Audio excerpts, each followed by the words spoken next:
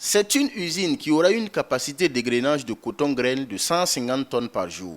Située dans la ville de Koudougou, elle affiche un niveau de réalisation de 68% à la date du 4 juillet 2019. La première balle de coton est attendue en décembre prochain. Son investissement est de l'ordre de 4 milliards de francs CFA, dont 3 milliards pour la Sofitex et 1 milliard pour l'UNPCB et l'ONG catholique Relief Service. Prioritairement destinée à l'égrenage du coton biologique, cette usine va sans doute accélérer la cadence de paiement des cotonculteurs.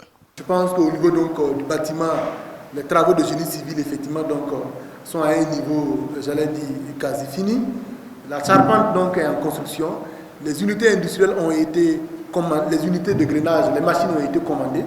Les premières machines ont quitté l'Inde et nous pensons effectivement donc après avoir bien sûr fait bénéficier le projet des avantages du coût des investissements, nous en tout cas dans notre calendrier d'ici la fin de l'année, c'est une unité qui est finie d'être construite et nous avons bon espoir que son Excellence Monsieur le Président du Faso pourra visiter l'usine en fonctionnement donc en janvier lorsqu'il aura donc le SICOM. Pour joindre l'utile à l'agréable, le gouvernement burkinabé en coopération avec Morobenis, une structure japonaise, veut installer dans la zone une filature. Selon le ministre du Commerce Haruna Kaboré, les discussions sont en cours pour définir le modèle économique de cette nouvelle unité industrielle. À côté de cela, il faut dire qu'il y a des initiatives aussi burkinabées. La société de filature Filsa est en train donc de développer des installations supplémentaires et nous travaillons à les accompagner pour que, à la fin de leur projet, nous ayons d'autres types de fils.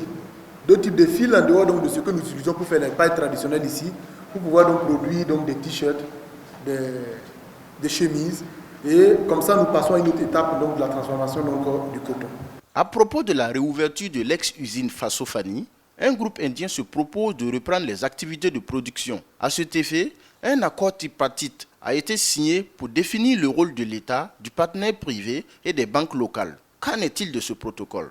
De cet accord, l'État devrait travailler à solder sa dette de 800 millions de francs CFA vis-à-vis de l'ex-usine Fasofani, ce qui a été fait, à en croire le ministre de l'Industrie. Le point que l'opérateur nous a fait indique que la nouvelle unité va s'appeler Fasofani GMB et qu'il souhaite démarrer les travaux après la période hivernale. Donc c'est l'information que l'opérateur nous a donnée et nous travaillons à ce qu'avec eux pour que ce planning soit respecté, pour que nous puissions démarrer clairement donc les travaux.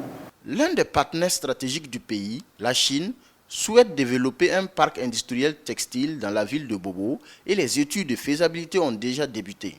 D'autres États comme la Suisse et la Turquie ont également émis l'idée d'investir dans la filière coton au Burkina Faso.